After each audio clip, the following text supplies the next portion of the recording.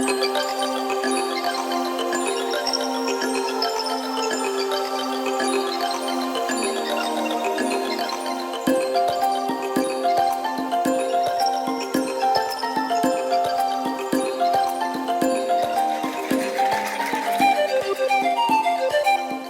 welcome to the Fandom Post Radio podcast. I am your engineer, Kate, and joining me this week is Kestrel. I only had to kill off Bran and DJ to get first billing. Hey, and Cain is here. It was a long road, but was it worth it? Was this power worth it? Absolutely. Would do it again. Yes. Technical difficulties aside, we are here this week to talk about anime. And this episode will mostly be a subdued wrap-up of the summer season, because it was not lighting the world on fire, and a bunch of news that has happened that we are going to cover. So, news. So we've got some interesting stuff going on. Yeah, a lot of stuff to talk about. Basically, the month of September we got here. So, yeah, first thing here. So Tokyo Laboratory, I don't know if anyone's heard of it, but it houses a lot of the film masters of a lot of anime and other Japanese film going back many decades. And it is going to be shut down. And so all the film originals are going to be returned to their proper clients, but anything that is unclaimed is going to be disposed of. So there could be things that are in licensing hell that doesn't have any clear rights holder right now, that will just be destroyed and lost to time forever. There is a Japanese politician who's trying to work with them to preserve these and find a home for them. But yeah, it's a very worrying thought that it could just all be gone forever, and when someone does claim it, there's no way to license it and get the masters. That weird that they're all just kind of hanging out in that place. Yeah.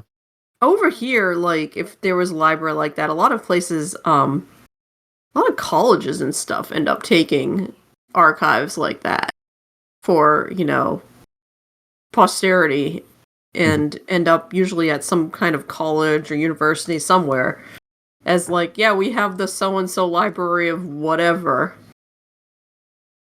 But yeah, there's a couple interesting YouTube videos and stuff about how certain movies, I think a couple even in the Criterion Collection, the only existing film print is just in some random small town college's library because they just happen to get it.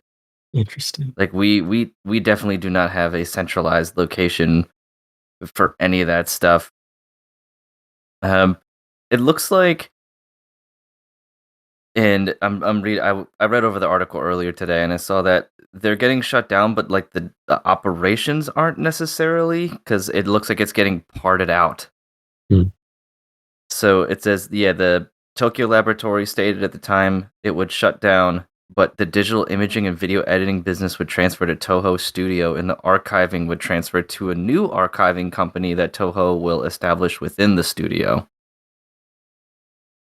Now, the scale of that is up for grabs, obviously, especially with how everything's digitized and stuff now. So I know they said that was part of why this business move was made, is so many stuff is just being I guess created and then stored digitally that, film and other things are just kind of, not nearly as prevalent as they were before. I feel particularly worrisome for the independent films and other things that will be lost to time that potentially nobody will ever really, for lack of better terms, care enough to go look for. Yeah. But you don't know what we're losing.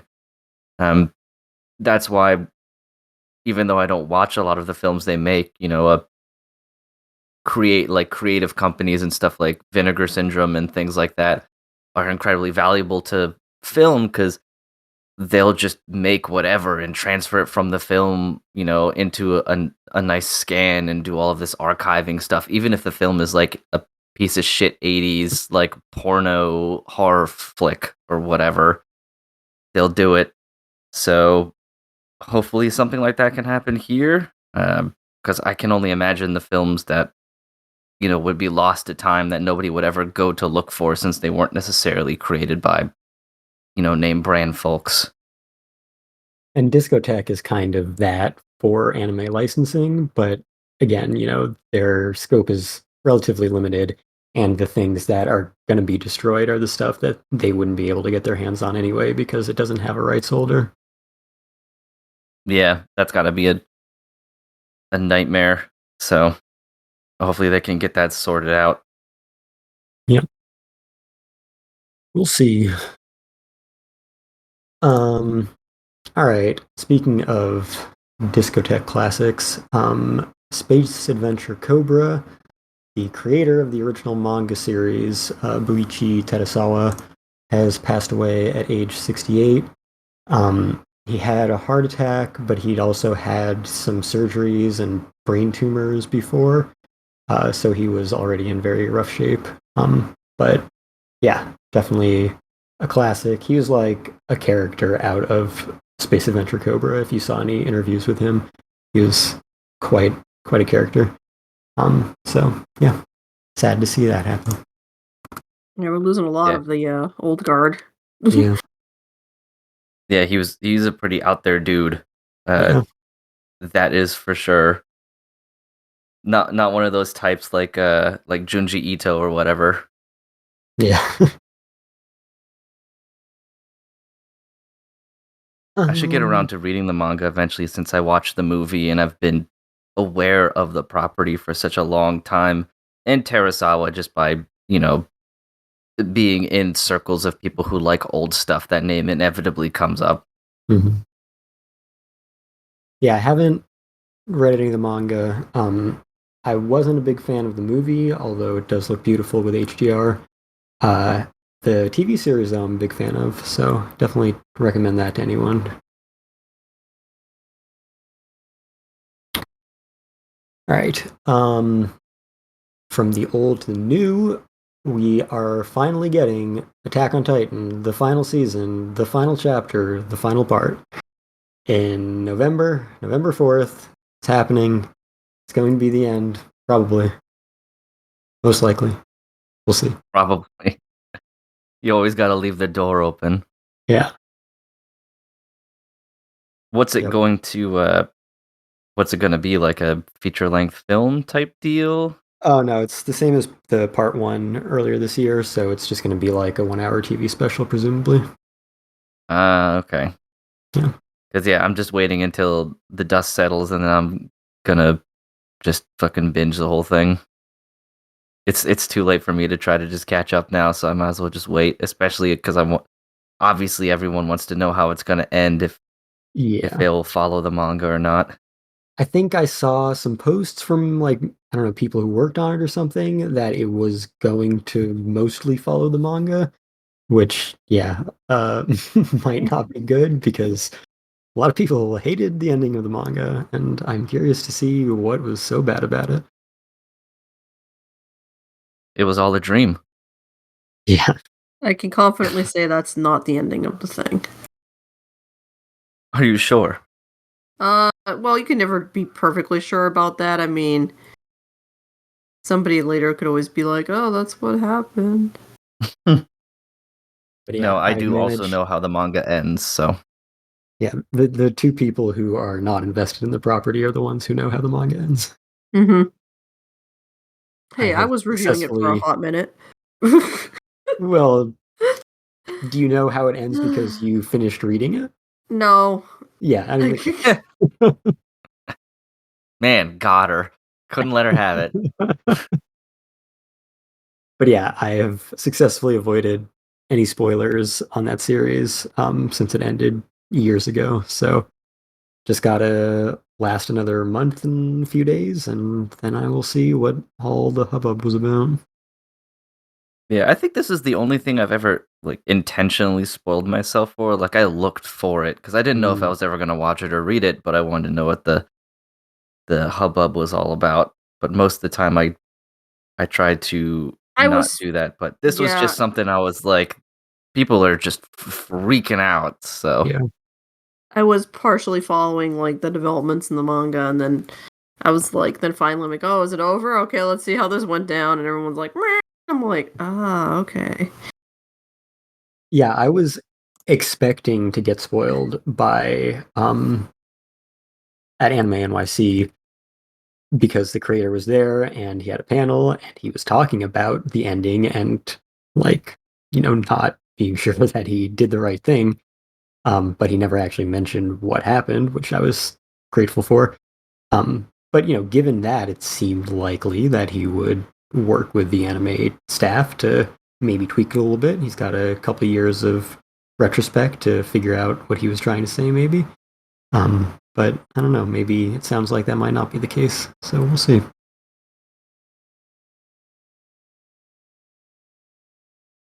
All right, back to the old made new again. We are getting a new Fist of the North Star anime.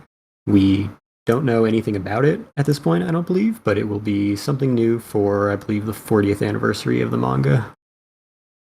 Interesting. yeah, yeah, it is. I am certainly intrigued after reading over the story, like the new story and everything. I've seen the original TV series. I never read the manga or anything, so I'm interested what exactly they're going to do. Because like they could fully embrace sort of the retroness of it, almost like a JoJo style thing, and just jump right in, even though it's got some very like trapped in the time it was made stuff going on. But I'm always up for more like big buff dudes hitting the shit out of each other. So I'm wondering if it's gonna be like new or a remake, so to speak. New, what do you mean by that? As in like they're not just gonna remake the original television series with nicer, production value and stuff. Like, is this going to be a new original story of I mean, Kenshiro? I guess it's possible. They have been coming out with, um, newish OVAs and movies here and there, in like kind of the modern era. So I assume based on this kind of announcement and the celebratory nature of it, that it'll just be a fresh reboot adaptation of the manga. I don't know how closely the anime followed the manga, so this might be like you know, getting back to the source material and really being more faithful to it. I don't know that anyone really cares about that or cares what happens in Fist of the North Star. But That's yeah, not what that's people aren't there for that. People are, right. yeah, looking for buff dudes hitting each other. So that Looking was for kind of buff my dudes and for Ken just to say you're already dead and yeah, then scream at the top of his lungs. right. So yeah, I assume it'll be something like that, but again, nothing's been announced, so we don't know. I was reading through the article in preparation and everything, and it further cemented my ongoing and perpetual confusion with how anime seasons work. Because unless it's wrong, it says the Fist of North Star television anime ran for 2 seasons and had 152 episodes. I mean, One Piece Okay. is on season 1, so yeah. What does that mean? It means there was no break. There was Yeah. one break at some point. Yeah, that's all it means. If it just continues on every single week forever, then it's only one season. I, And you they, just go by arcs, I guess. Yeah, generally that's how people break it up. shit, you know what always used to confuse me is like how in England every television season is called a series, and I'm like, Series, yep. this Yeah. fucks me up. I'm like, that's not how that works. This is like the cookie thing all over again. England, what are you doing? Yeah. We watch a lot of British television in the house, and I always think that's funny where it's like series 1, series 2, series 3, but what they mean is seasons, at least as far as we know them. Yeah. Right. Yeah, I'm definitely excited for this. Did we have like a Haku no Ken like chibi series for a little bit or Yeah, something? that was Was fairly recent, was yeah. that a thing? Did that Yeah. happen? I think Yeah. so. That's scary.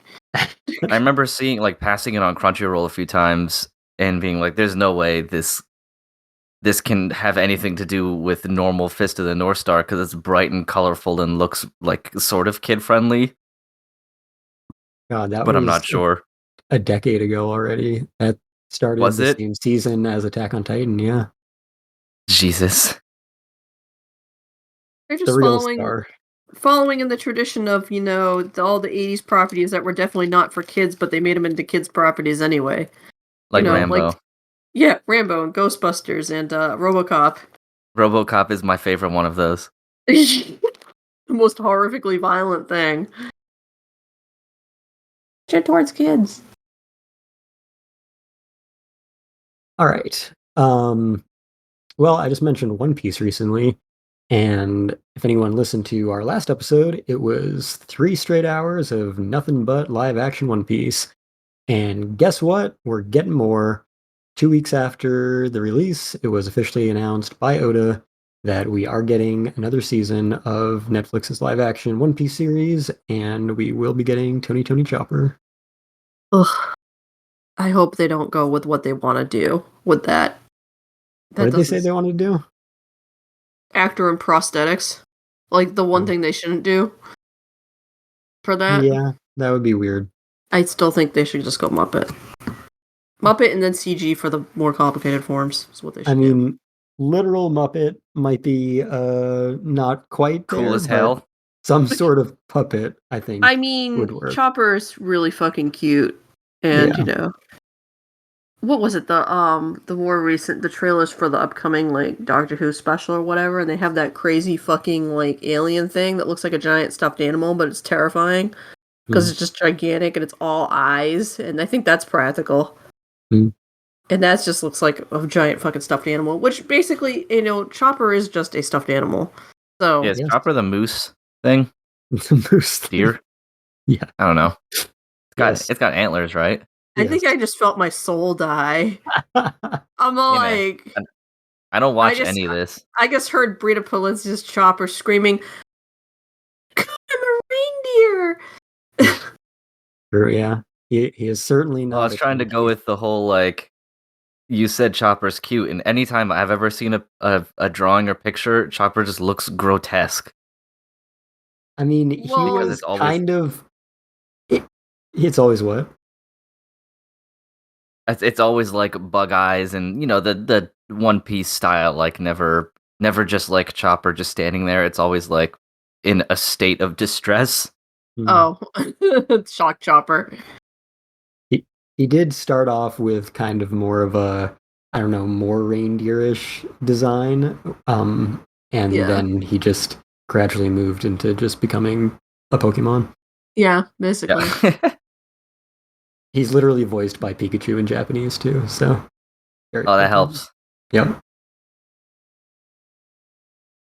Yeah, I'm glad. I'm happy that it's successful. I'm not gonna watch it, I don't think, but it's always nice just to see something go right in this realm.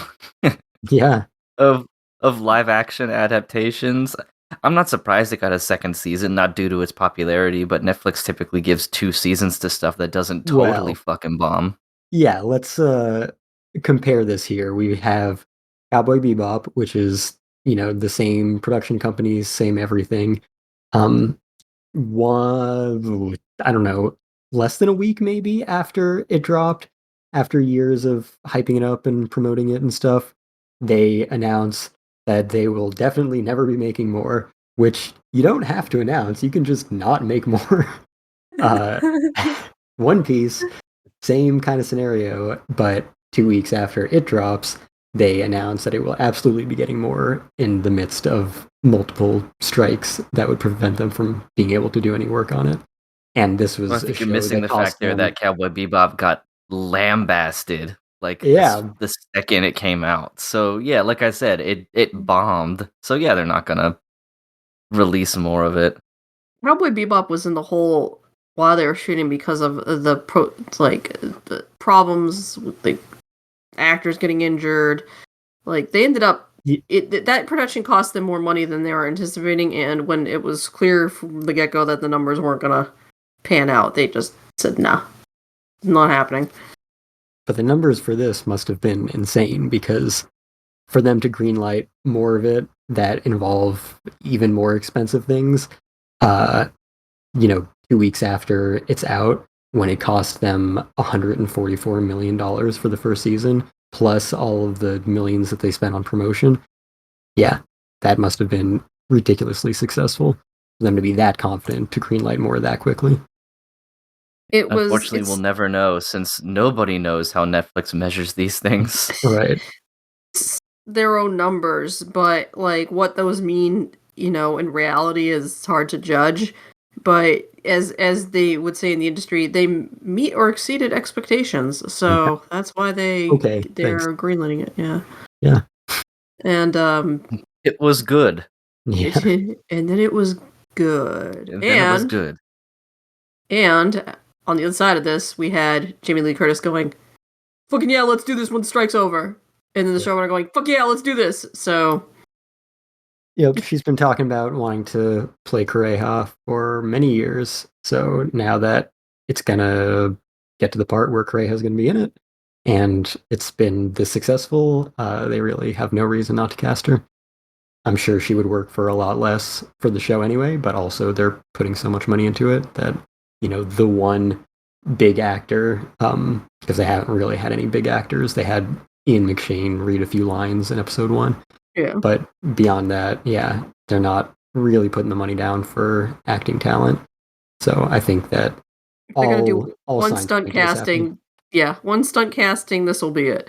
Yeah, exactly. And like, it's not even stunt casting. Like, she's begging to play the role, and she's perfect for it. So yeah, should be well, great. it's still considered like stunt casting, but yeah, it's the equivalent of like really famous people like hiding themselves in getting like being an alien in like Star Wars, Yeah. Like, I just want to be. Or what was it? Oh, was it Shaun of the Dead? Some of those movies had like other famous actors that were like there, but like in the background. Like, I can't remember who it was. There was like a hazmat scene where there were people in hazmat suits and you couldn't actually see who they were, and one of them was like some super famous actor, and I can't remember who. But like they were just there just to be a part of this thing because they were friends with the people doing it, Yeah. Yeah, I mean, normally I think of stunt casting as like, this is not necessarily the right actor for the role, but we wanted to put their name on the poster so we could sell tickets. So I think this is a very different scenario. Anyway, should be fun. Also, I guess on that note, I'll mention the One Piece podcast has, of course, been talking about the live-action series as well, and they've got some good interviews. Of course, they have an episode with Greg talking about his role on it and a lot of that kind of behind-the-scenes stuff from Shueisha and from just all around production that he was kind of privy to. So that's super interesting. And also, they interviewed the composers, which I think the one thing I said that I was like not that excited about was the music. I thought it was fine. But after hearing everything that they kind of put into it, I think if I watched it again and really paid attention, I could appreciate all the kind of like motifs and leitmotifs that they had woven through it, and kind of just the soundscape of the series and how it relates to each character and all that. So yeah, I think they put a lot into that. And then of course the showrunner himself, or one of the two showrunners, Steve Maeda, they also had on their last episode. And yeah, he went into great detail about everything involved in the process. So lots of great insight if you want that from the reindeer's mouth.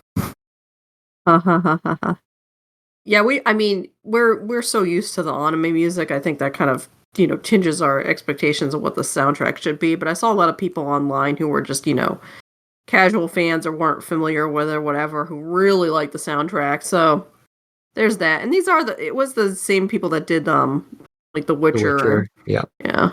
So they've got a little following and people were, into it. So yeah, we were not the audience to be that was targeting, but it hit the people that it needed to, I think. Like I said in our episode, and the composers said this too in their interview, I don't need it to have the anime music because it's an adaptation of the manga that does not have music. Yeah. So does not need to, fit anything that existed before. I just felt like, only one track really stood out to me, and I thought that they used it just kind of to death. But again, listening to them talk about how they kind of, created themes for every character and, had different instruments and different ways of recording for each kind of scenario and how it was evolving and like playing against each other. I think if I really watched it again and paid close attention to all that, I would appreciate it a lot more. So, yeah. Good for them. And they were like huge One Piece fans. Like as soon as they heard that One Piece was going to be adapted, they like prepared this big presentation about what live action One Piece would sound like and had like all the characters like what kind of instruments and what kind of sounds would fit them and all this stuff like way before they were even in the running to be hired, and just presented it to them. They're like, okay, yeah, you guys got the job. Yeah, I like it when people are like, that's like the story of this whole production is that the people who are making it actually give a shit. Right. Yeah. So the people making it love the property, and Shueisha and Oda are too involved for any executives to kind of force it any other way anyway. So yeah, they own it too much for that to happen. And that's really what it comes down to is like Japanese creators usually have the most say unless like they and usually where that falls apart is when they enter the Hollywood system. Mm-hmm. Yeah. But it on home turf they usually got final say. Yeah. All right. Speaking of Japanese companies, Studio Ghibli has been acquired by Nippon TV. Yeah, that's weird. Yeah. Is Nippon Sorta, TV kinda. Is Nippon TV their PBS equivalent? I can't remember. No, that's think NHK. Oh, okay. NHK would have made more sense, but okay. I saw people comparing it to more like ABC, I guess. Yeah. Oh, okay. One of those guys. Yeah. Yeah, I guess that would make sense. Nippon TV, American Broadcasting Company. Yeah, okay. Yeah, I mean,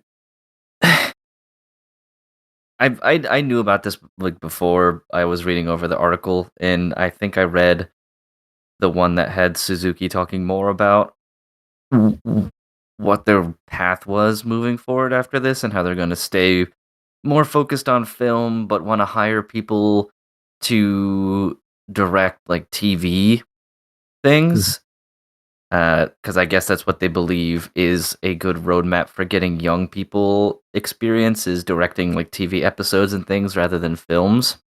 Which makes But sense. I guess yeah, it does make sense because you get more of a taste of directing rather than having to do an entire feature length film and such at once. So that part definitely makes sense. It felt like the two major takeaways or theories people were positing, I suppose, in my reading after this was one, they hope it doesn't turn into a Mappa situation, and then two, is this mainly because as Miyazaki and Suzuki and such get older, they're not finding anyone to replace themselves partially of their own doing. It's all of their own doing. Yeah, How many? yeah. Yeah, exactly. Oh, let's see. How many now famous directors worked at Studio Ghibli at some point, and then were basically shown the door because they couldn't like accept that these young kids were, Yeah, basically all of the Ghibli and Miyazaki documentaries are just like new up and coming artists trying to make it at Ghibli and Miyazaki just destroying them.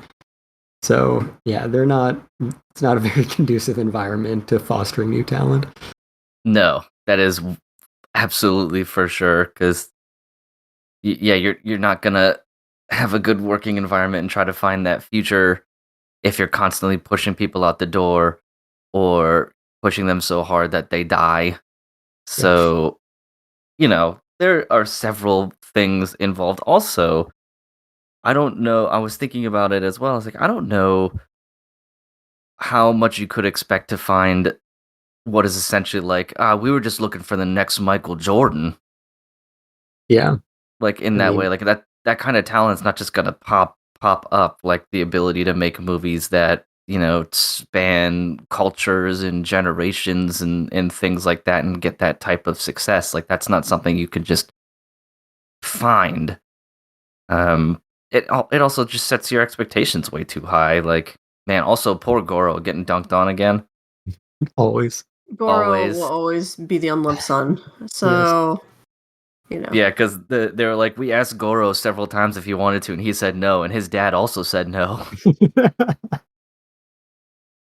And I was like, man, poor Goro, just can't win, just cannot win. So yeah, I don't really know how much to think about the whole Mappa thing, aka they don't want to turn Ghibli into like what Disney has done with Star Wars, for better or for worse, and just have them churn out stuff to cash in on the name brand. That doesn't feel like that's going to be the case, especially because Nippon TV has worked with Ghibli a lot in the past, like broadcasting their stuff and things of that nature. So there's a working relationship there, but uh, who's to say anything can happen at that point?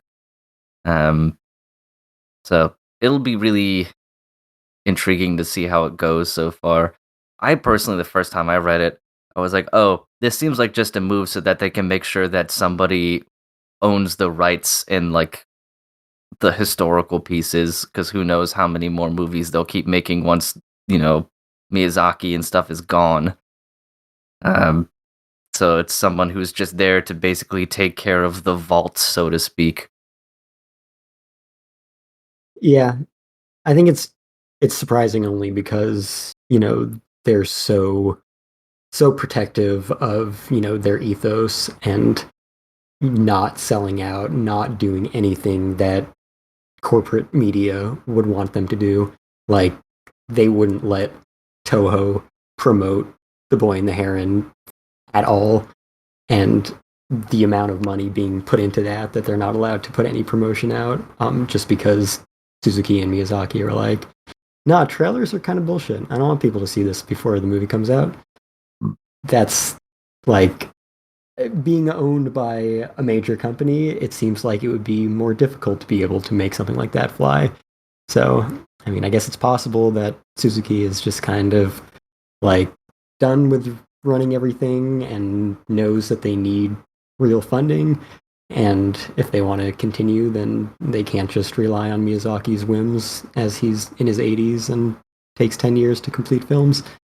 So, yeah, it was surprising to see and kind of like, I don't know, disheartening because it feels like, nobody can be an independent company anymore, which we'll get to in a bit. And Ghibli of all companies, it seems like they had their ethos down. They had absolute control and would never let anyone compromise their vision. So hopefully that doesn't change, but yeah, these guys are very old, so it can't last forever anyway. Well, and then you have to also counterbalance ethos and control with a business still needs to make money, which they have Yeah, struggled with on several occasions. right. And So, it has seemed like so far they just didn't care. And at this point, like they could all just retire and be done with it. And they've already shut down the studio before when Miyazaki retired the last time Yeah, I because remember that. Suzuki was literally like, the studio exists to make Miyazaki's films. So if he's not working, we're not going to be a studio. Um, so like he doesn't care that much about keeping the studio running necessarily. At least he didn't 10 years ago. Um, but yeah, I don't know the entirety of the motivations, but still, still is a strange thing to see happen. And yeah, the whole next Miyazaki thing, like that is a phrase that has been thrown out for decades and decades. The next Miyazaki. Any new director who seems remotely promising, oh, are they going to be the next Miyazaki? Like, no, we don't need a next Miyazaki. He is known because he's so unique, and if anyone tried to recreate that, then it'd be missing the point of what makes them special. So don't try fucking aping someone else. There will be other great directors. It could be at this studio, it could be at another one. It doesn't have to be anything like Miyazaki, and shouldn't be. What if we just clone the Miyazaki? Yeah, well, that's what Miyazaki Implying wants. that hasn't happened. Yeah. Oh, and I guess, there was a news story that Miyazaki is not retiring, but that's not news. Yeah. Not one bit. Everybody in the world was like, yeah. We know how you operate. So in that vein, it does make me wonder what they were looking for in someone to head the studio, because Suzuki said he had spent many years searching and he just couldn't find anyone.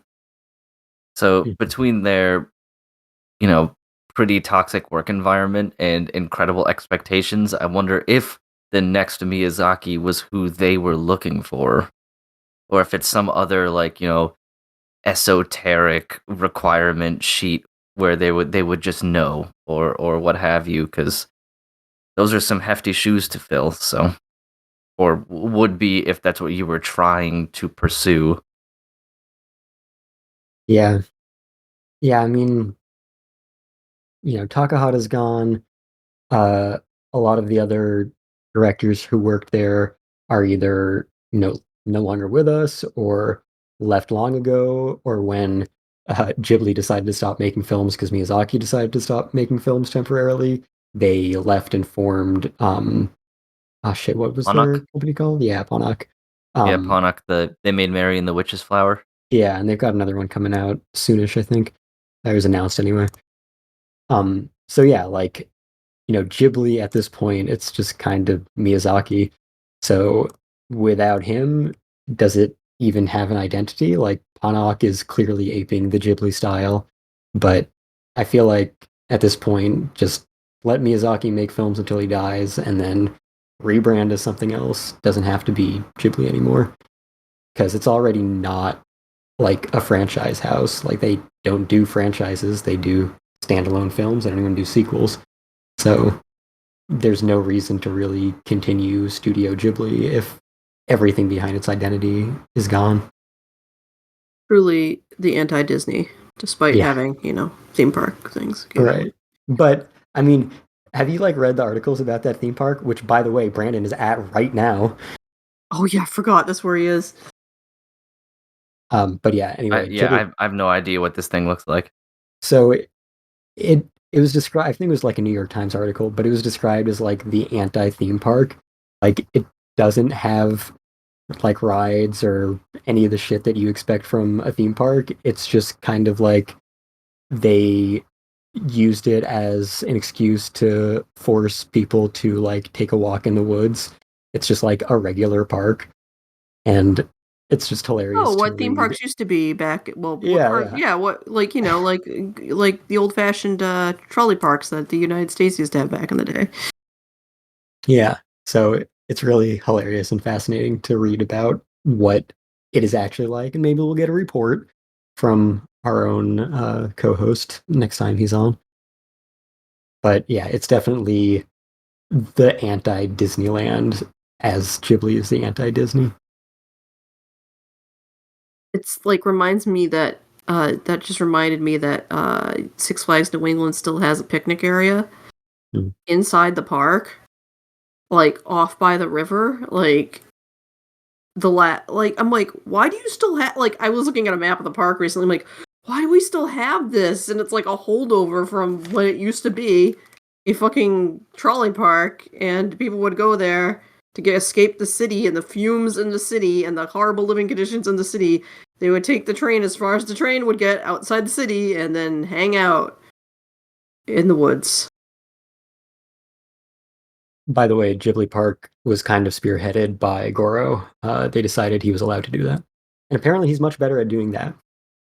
Well, good. I'm glad he's found his calling in the family business. Yeah. Yeah, you know what? Good for you. Good for you. Okay.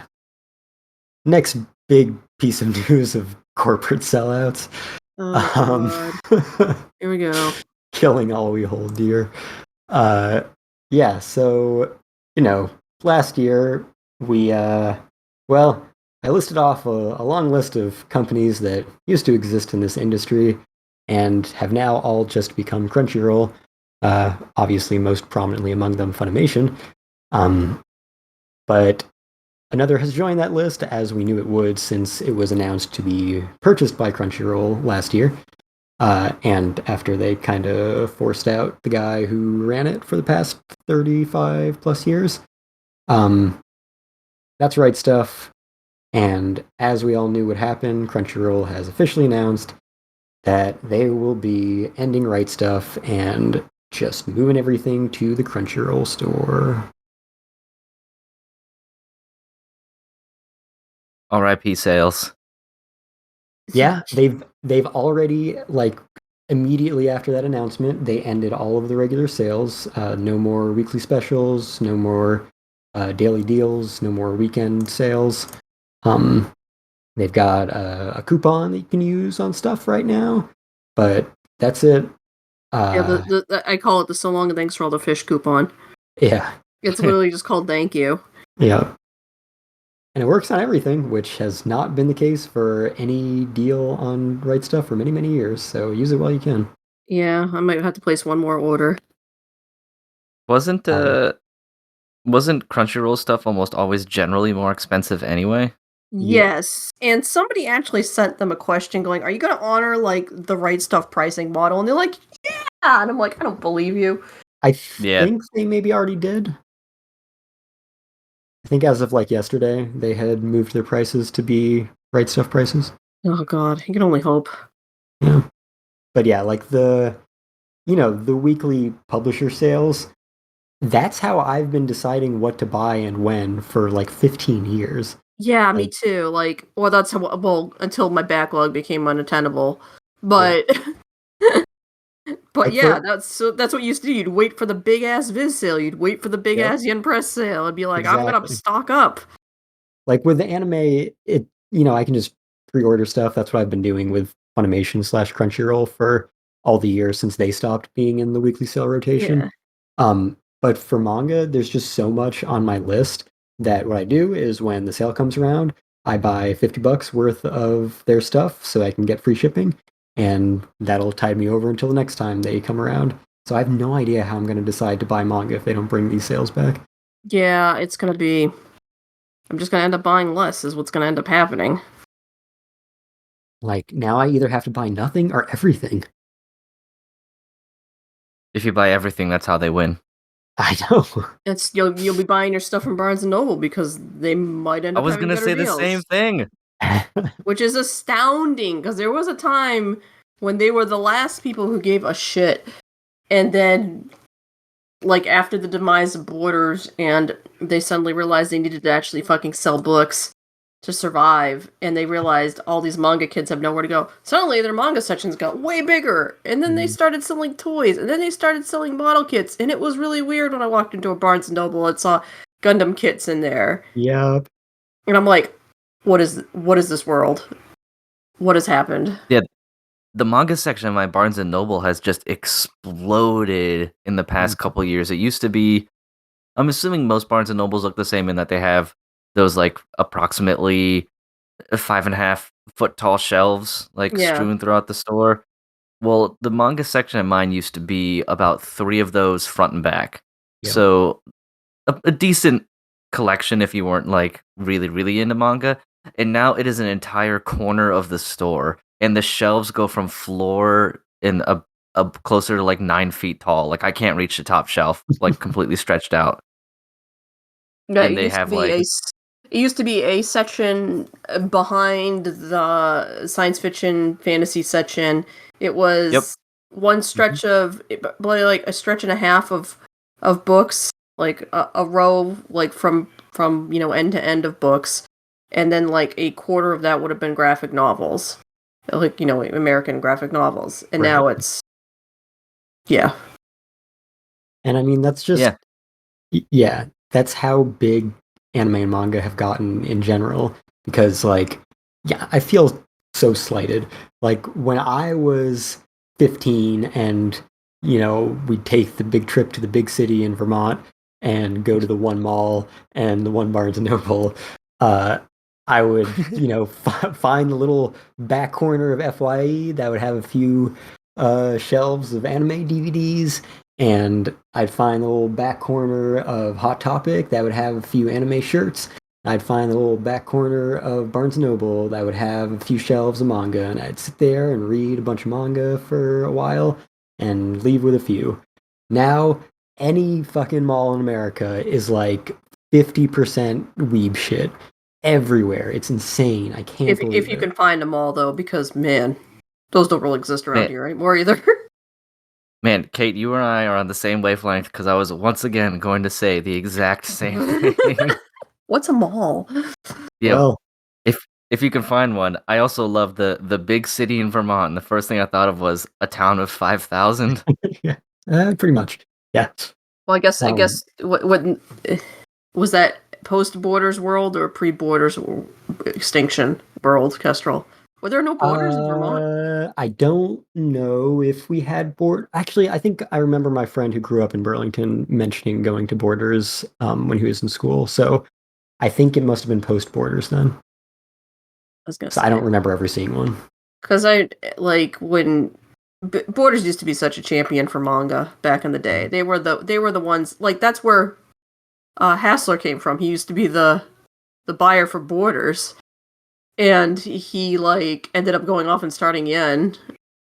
But the like I remember about being on my internship and taking the train into Boston, and I would stop at the mall every, like I'd be like, I've got my hour-long commute into the city, I need a book. And I would go in there and buy like a volume or a couple of volumes of manga to read that week on the train. And it was like, because the Borders was right next to the train station at the mall. And I would just be like, boop, bop in there, then bop over to the train station, and get my train into Boston, and read a volume of manga, on the way in, and a volume out, and that's when my collection started growing. I distinctly remember, like, buying, like, fucking Get Backers or something, and reading that on the train. Yeah. I may have never experienced, like, the glory days of malls, because Vermont only ever had like 2 or 3 dinky shitty little malls. Because when I go to malls now that I visit major cities and now live in a major city, and there are huge malls everywhere, it feels like the golden age of malls, but perhaps it is nothing compared to what it used to be. So I just don't have a frame of reference. It's kind of weird and backwards, but malls right now are only surviving in urban areas. That makes sense. So outside suburban and like, semi whatever the fuck, I don't know, whatever you call the place where I live, areas, malls are basically dead. But the ones that are closer to the city are still doing fine. It makes no fucking sense. All the things that were malls around here have been replaced with outdoor shopping centers again. It like reversed. It went from outdoor shopping centers to malls, and then all the outdoor shopping centers died. And then it went back to outdoor shopping centers here, so. Because the mall was fucking expensive. No one could rent the space. Too much money. So, yeah, I don't know. Think about it this way, Kestrel. You could start going back into Barnes and Noble, and then going all back in my day on the kids who were buying manga in there. I know, man. Day, the weirdest. You could be the resident old man. I know. That's how I feel. I was one time standing in a Borders looking at Street Code and manga, and some random ass girl came up out of nowhere and saw what I was looking at, and she's all like, I love so and so, and I'm all like, yeah, this is a really good series, and she's all like, I love so and so, can I give you a hug? And she gave me a hug out of nowhere. I'm like, what the fuck? Like, okay, girl, rando. Weirdest thing ever happened to me in a store. I was like, yeah, okay. But yeah, that's how I feel, being the old man who missed out on the glory days because anime wasn't cool when he was a kid. I'm like, man, you kids have it so fucking good these days, everywhere. Yep. Anyway, yeah, maybe Barnes and Noble will become the savior. Maybe the porn spin-off of Right Stuf will become the savior because they've been slowly adding non-porn stuff. Who knows? Yeah, I've not heard great things about their shipping and packaging. Yeah. Oh, and that's the big thing. Like, Uh, if we don't get the right stuff packaging anymore, we're doomed. Like, no yeah, one will protect your stuff like right stuff. yeah, exactly. Those boxes were perfect. Yes. Nothing. I never had anything come from them damaged ever, ever. I And not to had mention the customer service there. Oh my god, like they had the the best customer service. when's the last time you've experienced all of this? Oh, has it gone downhill? In my experience, um, I mean, maybe my problem was trying to use like their, automated online case system. Uh, Once I actually fucking called a human being, it was great. Oh yeah. Um, Well, I called a human being. oh well, I'm a millennial. I don't call people. Well, the couple of times I had put in a thing was like, oh, my credit card number expired. Can you fix this? And they were like, yeah, no problem. That was automated. But like one time one of my shit got lost in the fucking mail, and I think did they have one of those online chat things or something? No, I think I actually talked to a real human being. I called some woman there, and had a discussion with her about it, and it was really good. But that was also I don't know how many years ago at this point, pre-COVID. Yeah. So Yeah, like when I moved here, uh, I had 1,000 outstanding orders, as I always do. Uh, and so, I put in a case. I'm like, hey, you don't let us change our own shipping addresses. So I have all of these outstanding orders. Can you just change the shipping address to this new one that I'm moving to? Um, and they're like, okay, we updated all of these open orders, but for all of the partially fulfilled ones, it's impossible. And I'm like, I doubt that, but okay. And then there were like all kinds of problems with USPS not forwarding media mail for some reason, which Right Stuf uses for everything.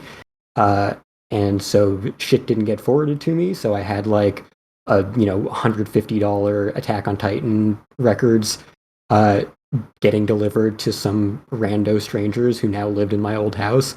Uh, uh and I just could not get it resolved at all, and I kept submitting the case over and over again, and they kept just rejecting it because they were like, "Oh, this case is already resolved." I'm like, no, it's fucking not. Read what I said. And then finally, I called a human being, and he's like, "Oh yeah, that's easy. I'll just update him now." I'm like, yeah, of course it is. Thank you. that sounds like something was getting routed in their automated system poorly. Yeah. So anyway, Yeah. presumably everything will go downhill, and a lot of people will lose their jobs. And we don't really know any of the specifics. Like, are they keeping the Grimes warehouse? Are they moving everything to wherever the fuck they're shipping stuff out of currently for the Crunchyroll store? Are they keeping any of the old staff? Are they all new staff? No idea. Just assume the enshittification will Yes. occur because Like, that is what happens. right. Like with Funimation, that wasn't even Crunchyroll buying Funimation. That was Funimation buying Crunchyroll and then adopting their name and branding. And yet, even though that seems like it should have no real effect, what we got was an immediate reduction in home video releases to the point that they now basically hold the rights for everything, let everything go out of print immediately, and release almost nothing other than like the huge hits. So if the Crunchyroll branding and the idea of Crunchyroll as a streaming first business could kind of destroy by far the biggest home video market in the industry, them completely taking over the biggest physical media distributor is very worrisome. I don't think that we're safe to assume that everything will just be business as usual under new Crunchyroll management. No. Yeah, I don't know. It depends on oh, I'm just sick of these places buying profitable businesses only to tank them Yeah.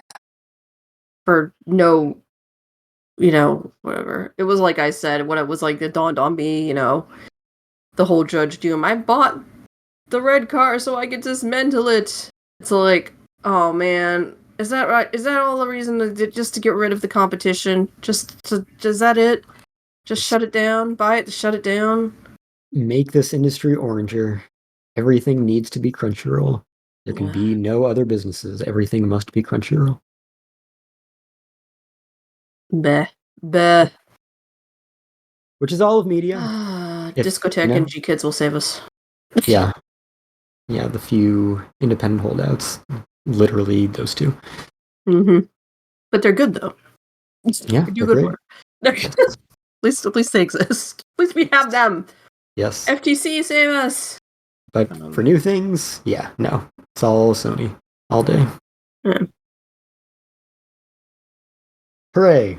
On that depressing note, this is just the cheeriest news section. I know, right? Yeah. The death of everything film, you know and love. The death of creators, the death of beloved companies. Yeah. The death of Ghibli's independence. I don't know.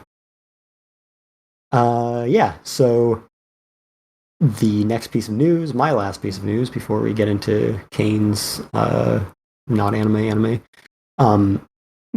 We have the manga of Hajime no Ippo licensed. That's the good news. The monkey's paw bad news behind it is that it is only available on the god-awful fucking K-manga app. That needs to die. Yeah. The death of 1,000 burning suns. You're just mad you don't have enough points to read it, Kestrel. Haven't been grinding enough. Yeah, you haven't been grinding enough advertising videos. Yeah. Worst. Haven't been playing their Candy Crush and, yeah, watching their ad TikToks, whatever. I don't know. Oh, God. Can we just reset the internet? Can we just go back to Internet 101? I wanted to remember how bad the app was, so I just scrolled through the Google reviews and I was like, yes.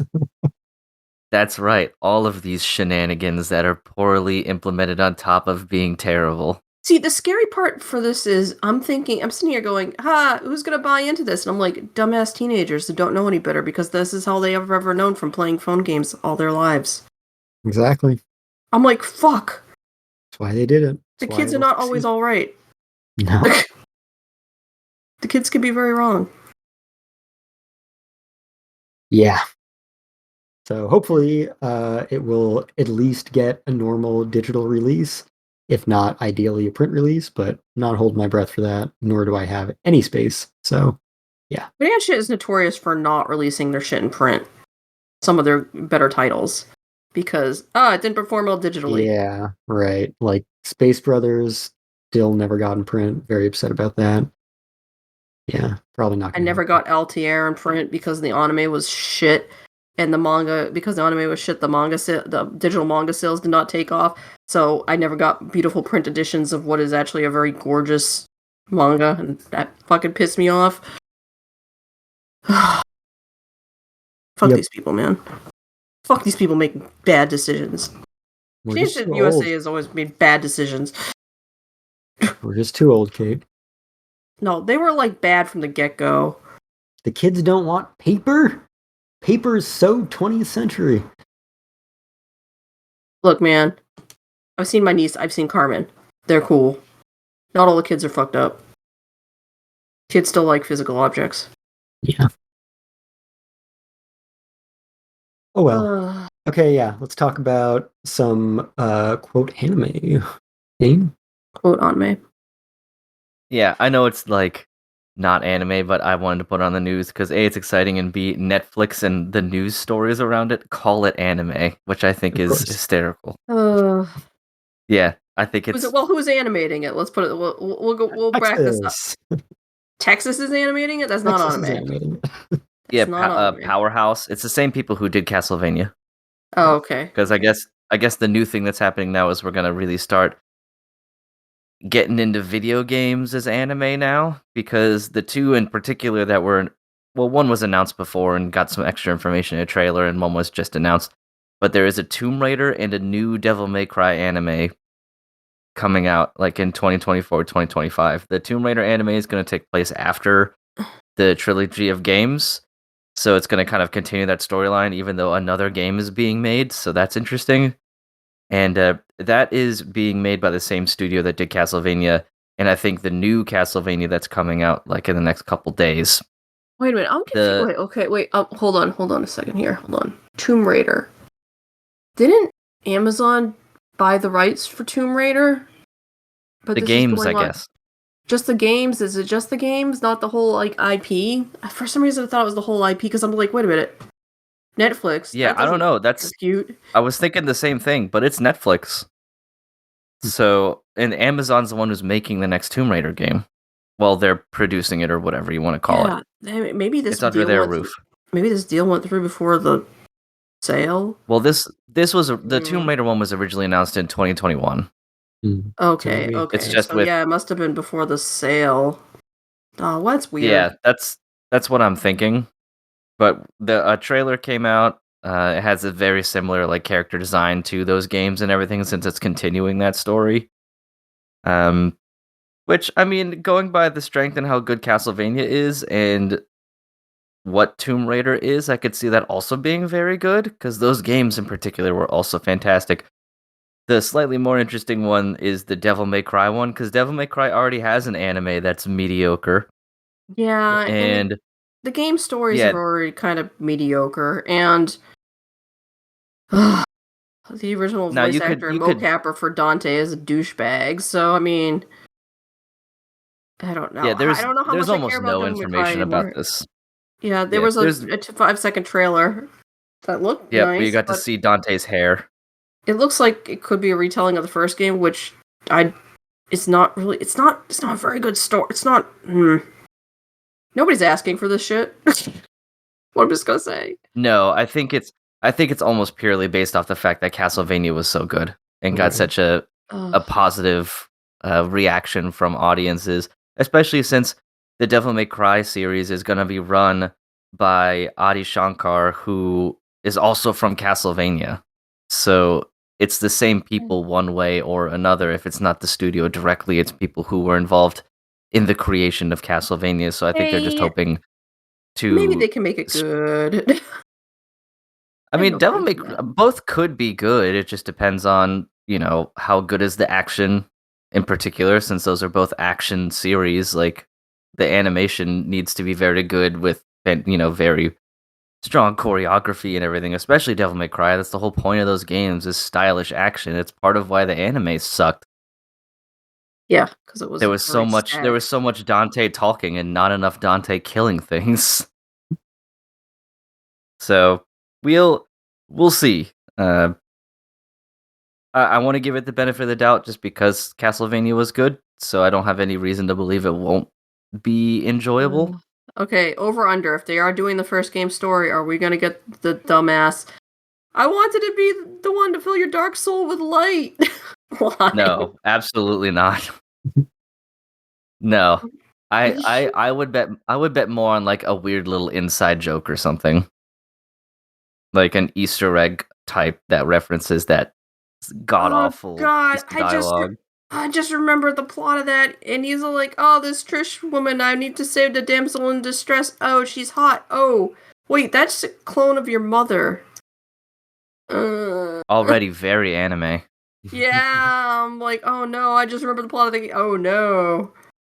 Uh, Yeah, but that's oh about it. well. I just wanted to mention those things because also since new Castlevania is coming out, it's prescient and Netflix is calling it anime, and I'm sure a lot of people who don't know any better would also consider it anime. Of So, course, yeah. That's why they Yeah, put that on there. Because anime's cool yep, now. it anime's is. It's so cool. cool, much to Cool. Kestrel's chagrin. No, I'm just mad that it wasn't cool when I was a kid. That's true. I think the only anime that was cool when I was a kid was if you watched Dragon Ball Z or Naruto, but you only to a certain degree. It was cool as long as you watched it, but you weren't like weird about watching it. Yeah. I don't think But, Then you anybody were in my high fine. school even knew what. I think 3 people in my high school knew what anime was. well, let me tell you something, bud. It wasn't cool if you grew up in fucking Hicksville, Vermont.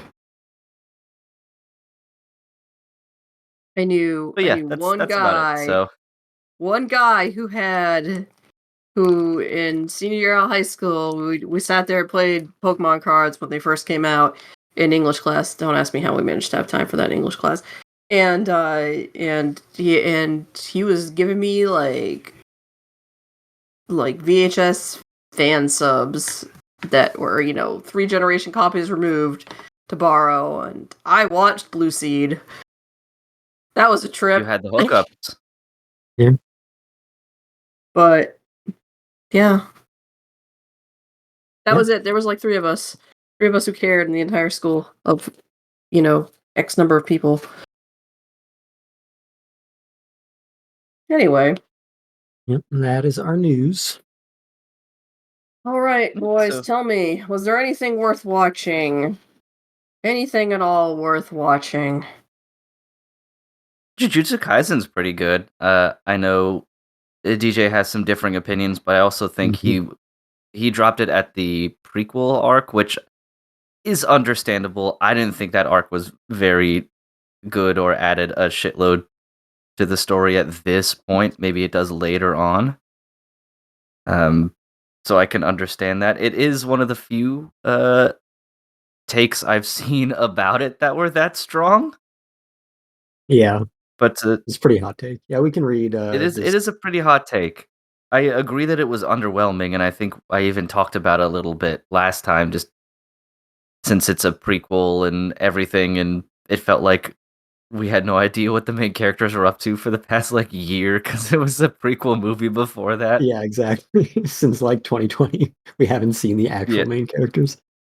yeah. So we can bring up his stuff too because we might as well just talk Yeah, about yeah. Jujutsu Kaisen. But that has been I've enjoyed it, especially the new like Shibuya arc stuff. Like a lot of Mhm. things are happening, and it's going to a not very good place for our intrepid heroes, which is always fun. Um, so I am looking forward to it. I did watch the new episode today before we started.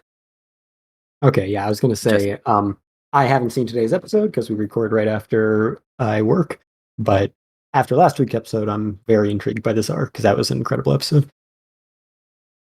yeah, it really cemented how much I like, and I think I've liked all of them in general, really, but I do like the villain quartet, I suppose. Oh, though it's more of a trio now, maybe depending on how you rank them. But I really like the villains in this show a lot. Mm. I think I like them because they're villains and they're dastardly and evil, but they do it in such a like a weird, interesting, nonchalant fashion, Yeah, which is jarring and in some ways makes them even more intimidating and charismatic as villains in a way. Like the scene from, and I believe it was in the episode. It wasn't in the newest one, so I'm not spoiling anything for you. I think it was in the one that you watched, but where they're talking about their plan, but they're just playing mahjong on like a porch. yeah, Yeah, it's like, oh, these people are planning this like mass genocidal event, but they're all just kind of chilling out on a nice deck in the middle of like a fall evening playing mahjong. And then in another scene, they're also planning stuff just in a playground. Like they don't have an evil lair like Ghetto and Jogo, Mahito, Hanami. I think yeah, that's the four main ones. yeah. They never, for the most part, really had like a brooding lair or Mm. anything. It was always just like, we're just chilling in this cafe Yeah, as we plot the demise of the human race and stuff. And to me, that made them way more dynamic as villains in a sense. And I'm glad that they're still kind of keeping that general feel of them, even as stuff gets hot and heavy. They're not comedic, but they sort of keep that weird like edge to them in that way where this feels like something that they're just doing as a hangout with the boys. yeah, exactly. But yeah, it's good. I wanted to get your your take on this stuff so far, especially because obviously up until now it still feels like the Gojo show, and now it's not going to be the Gojo show for a while. Mhm. Yeah, So I for once in a very long time, the show will have to stand on its own merits without its most popular character. right. It'll actually have to give the main character something to do. Yeah. Yep. Yeah, it's like I said, last week's episode was like probably peak Jujutsu Kaisen so far. I thought like the last two episodes of the hidden inventory arc were also very good. Uh so I think the season has been solid overall. Um I think when we, got back to the present and started the Shibuya incident and all that kind of stuff, I was like, is this what we've been hyped up about for so long? I don't really get it. But once we got into last week's episode, I definitely got it. Uh, and they went all out with it. So now, yeah, I'm very intrigued to see what's going to happen going forward. Very invested again. Um, yeah, I think the animation is still probably like Mappa's best. They've had a lot of properties, a lot of big properties over the past few years, and they've been juggling a lot at once. I think the first season of Jujutsu Kaisen was the first time that they really like became the big marquee studio and just really showed off how incredible their production values and animation can be. And I think they never quite reached that level again. And now coming back to it, uh, even though they have so much else on their plate, I think it's at least as good as it's ever been. And the direction this season is really interesting. Uh, like Chainsaw Man, they got a young talented guy who really proved himself with episode direction on some of their series in the past, including the first season, and just really stood out and showed his worth. And they gave him the chance, and he's just been knocking it out of the park with just really creative cinematic expression. So yeah, I'm excited by it. I'm interested to see where it goes. Now that we are back in the present and really moving forward and dealing with our main characters again and seeing like what big story the series wants to tell. Yeah, I'm all about it. It's already gotten to And the point where I'm mentally uh, prepping my list because obviously with Gojo uh, being sealed up and everything, we are gonna most likely lose some good guys yeah, in this, right. especially because it's called an incident and nothing good is ever called an incident. So I've already started making like my mental draft of who I'd be okay losing and who I would have an emotional event over. I'd be like, okay, I'm okay if this. I'll be fine if this good guy dies. I'll be a wreck if this one does. Who are the Like, top examples of each category? I would be fine if like so the class ones, I suppose, or class twos. I don't even know his name, but the guy who hangs around like Minamin or whatever, the one that's just like a dude with a beanie on. Oh yeah, He was in the prequel movie too. Uh, like he's entirely unmemorable. If he gets, killed, I would be devastated. I'd be devastated if Panda died. of course. Yeah, I think most people would be. Um, Another one that I'd probably be fine with is the guy that looks like uh he should be in Blade Runner instead of Jujutsu Kaisen. So like that's how much I like how little I care about someone because he's the one that always has a lollipop. Also in the Okay. prequel movie. Yeah.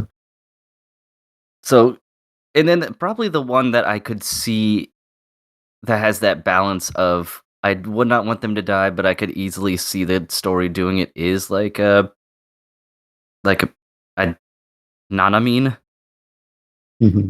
as Yuji calls him, the guy with the little glasses. Hmm.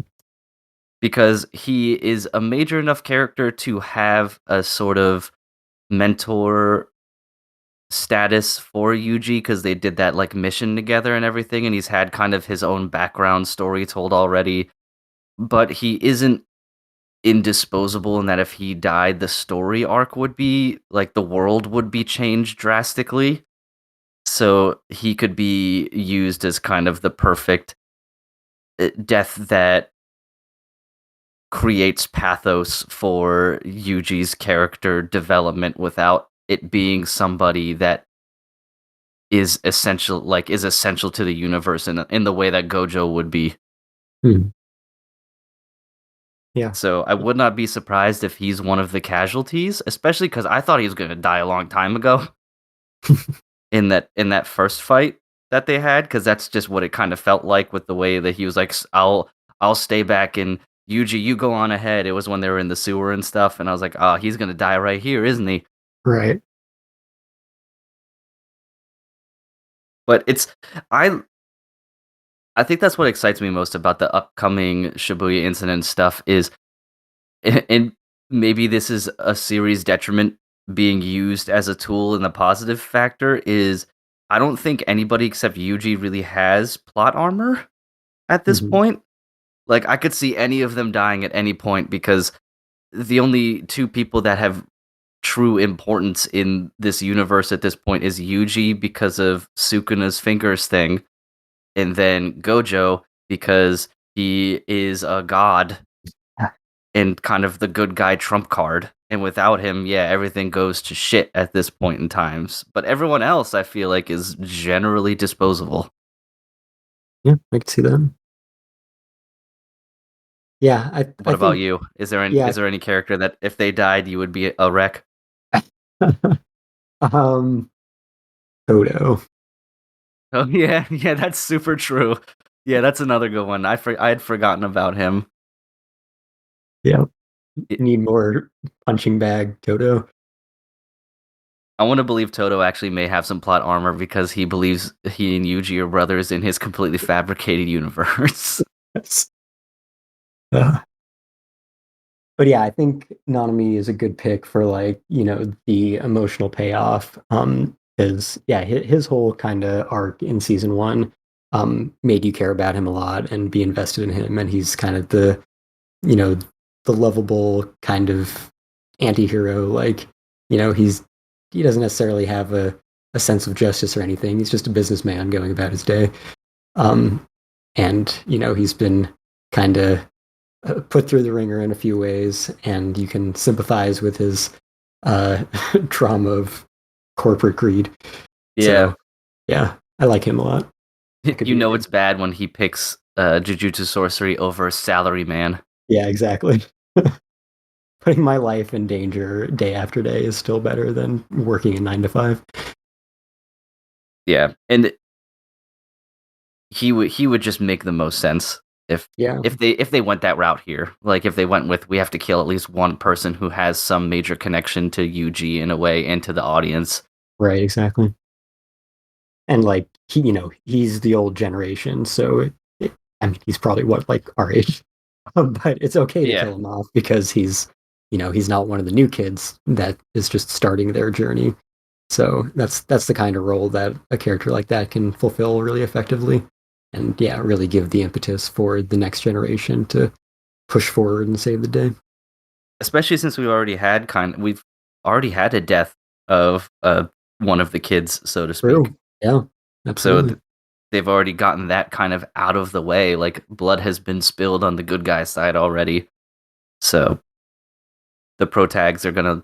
I mean, they're definitely gonna lose more. It just turns into how deep into the roster are they gonna cut Yeah. before Gojo inevitably gets out. Yeah, But we'll see. It's definitely in a state where like I have no idea what's going to happen next, and you know, I like a lot of things about Demon Slayer, but you know what's going to happen in Demon Slayer. It's the same thing that happens every arc. So to be in this kind of position with the crazy shit that's going down in this arc, I'm definitely excited. yeah, I agree with that sentiment entirely. I think someone even brought it up that they were like in a forum or a thread about how Demon Slayer could never be this interesting narratively because you just kind of know everything that's happening, and that's one of Jujutsu Kaisen's strongest points is that fact. So, I mean, it's got me hooked. I'm hoping. I feel like you could convince DJ to come back if you're just like, just skip that shit if it's really bothering you that, and just go back to the present. And I Yeah, don't know, Wikipedia anything that you may be confused by from the prequel, though at this point that hasn't been an issue for now. it seems As like he and he, did make it through the entire prequel arc, though. well, he said 5 episodes. How many was that in the prequel arc? Like Mm, how many was the prequel arc? that sounds right. I think it was 5 episodes. Well, maybe that's where he cut off and he was like, I don't care Yeah, anymore. because I mean, it had like a month hiatus after that, so that's probably he's just like, I don't feel inspired to go back right now. But yeah, let's talk about his thoughts here. Do you want to read Yeah. them, or you want me to? You can read them real quick because I'm trying to find a really funny meme that I saw based off of the spoiler stuff that happened in the manga recently. That it doesn't spoil it at all, and I wanted to know if you had seen it. Which it's just it's just a panel, and there's one with Gojo, and then there's another one with some other characters, and it just says, "This truly was our Jujutsu Kaisen," and I fucking lost my shit. But yeah, you can read DJ's thoughts. All right. So there's this guy named DJ. For those of you who were listening to the podcast 10 years ago, you might remember him. But yeah, his input on Jujutsu Kaisen Season 2, which he gives a D plus to, is without beating around the bush, I did not like this at all. Thought it was boring, unnecessary, and did nothing for Gojo as a character, which is saying a lot, as he's always been my favorite. I didn't think the first 5 episodes of this did anything to spotlight or explain his growth, and if anything, I actually think it made him less interesting in showing that the struggles he faced have done nothing to change him as a person. He's always been overpowered, and he's always been a goofball.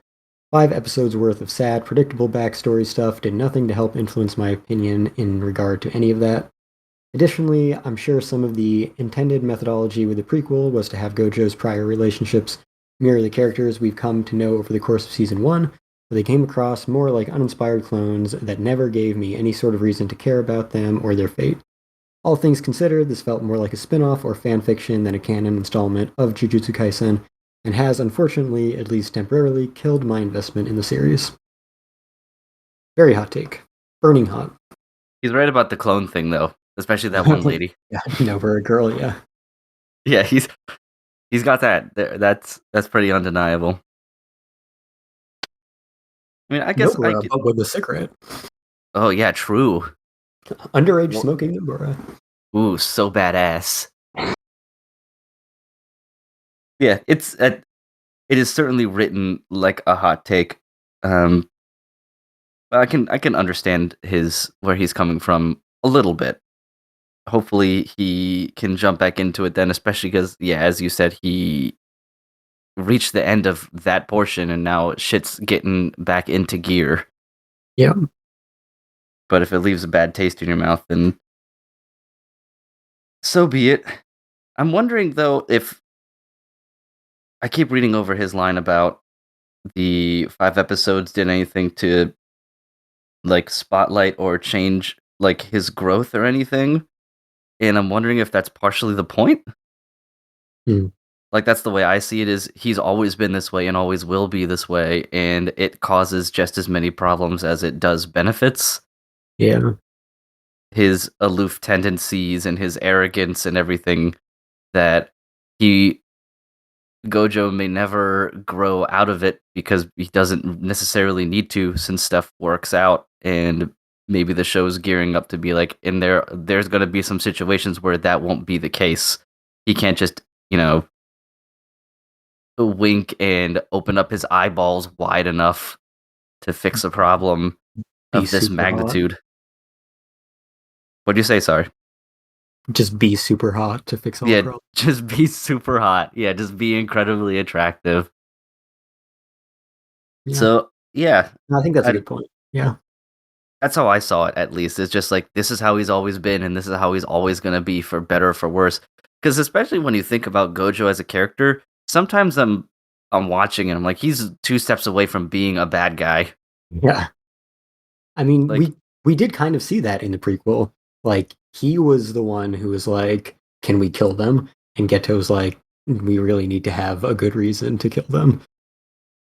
yeah, so he's almost as much of an anti-hero in some ways as like Nanami or whatever, just from a standpoint of he is like this universe's Superman, but with a less rigid moral backbone. Right. Yeah. Yeah, he's like, if a realistic human was Superman, if you always had that kind of power and you had the kind of pride that humans have, then yeah, you wouldn't be this like paragon of justice. You'd be super fucking entitled and arrogant and see yourself above everyone else. You wouldn't take anything seriously. You wouldn't care about anything. Nothing matters to you because you can just do whatever you want.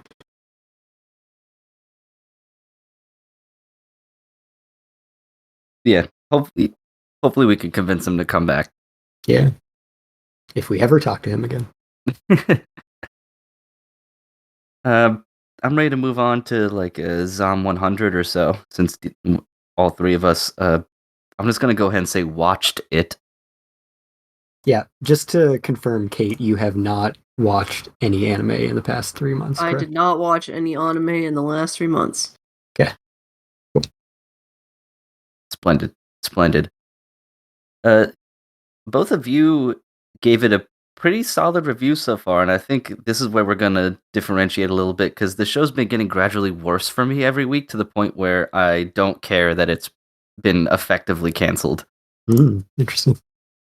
I think mainly because, as DJ put in his thoughts, like once they got away from like the black company corporate stuff and it just kind of turned into a zombie themed sort of like buddy comedy type thing with some other folks, I lost a little bit of interest.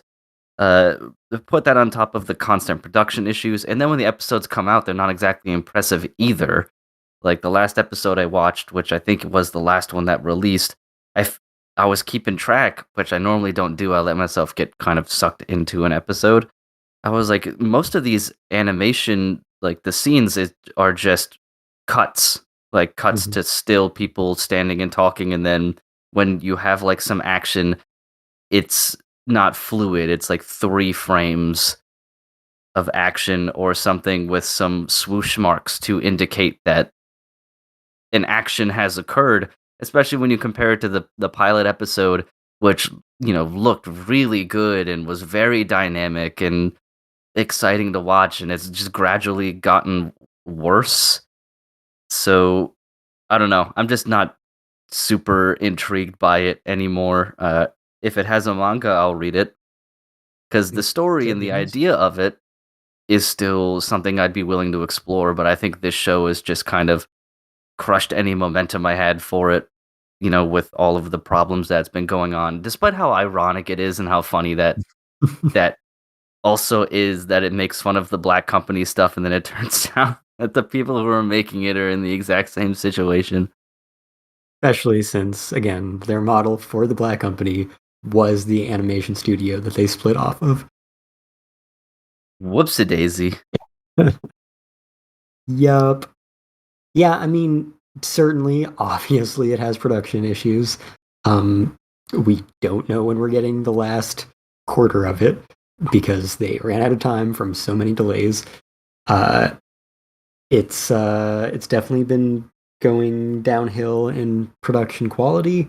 However, I think that given how many issues they've been up against, it doesn't look that bad. Like what you're describing is something I would use to describe a lot of anime out there over the years. It's not really the sense I got here. Like they'll take some shortcuts, but I think overall I still find it to be generally a pretty solid looking show, and they usually pull out, a few pretty solid cuts. Um, so I feel like they're using their extra time that they need to get the show done at all pretty effectively with, making it still look pretty good. Certainly we were spoiled by the first episode that they clearly put everything into, and we're never going to be able to reach that level again.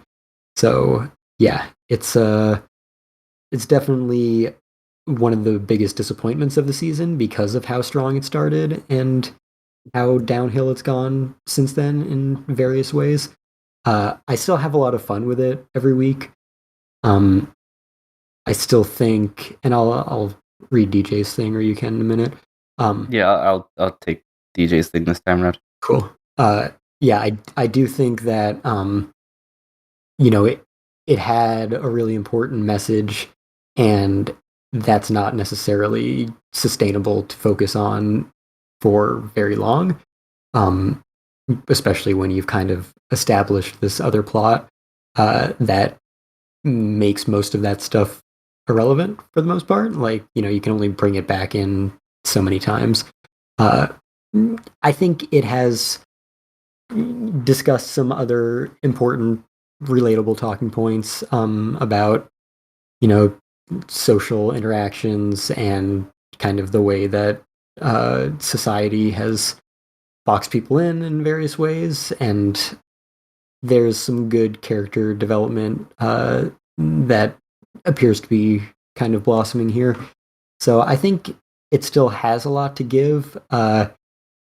It's still too concerned with like kind of being dumb fun and not taking itself seriously enough, so that either it's like absurdly exaggerated villains or it's trying to be serious and then undercuts all that with, some stupid anime trope kind of gag. So I think that's probably my biggest issue with where it's been heading lately. And the fact that who knows when we'll see the last 3 episodes, which the last episode that we are getting set up the rest of the series like in a major way. So it's like, okay, now that we have something to look forward to, we don't get to actually see it. So lots of terrible irony to everything about this series and its production and delivery. But I think for the most part, I've been enjoying the ride, and when it wants to just be fun, it's a lot of fun, and I can appreciate it.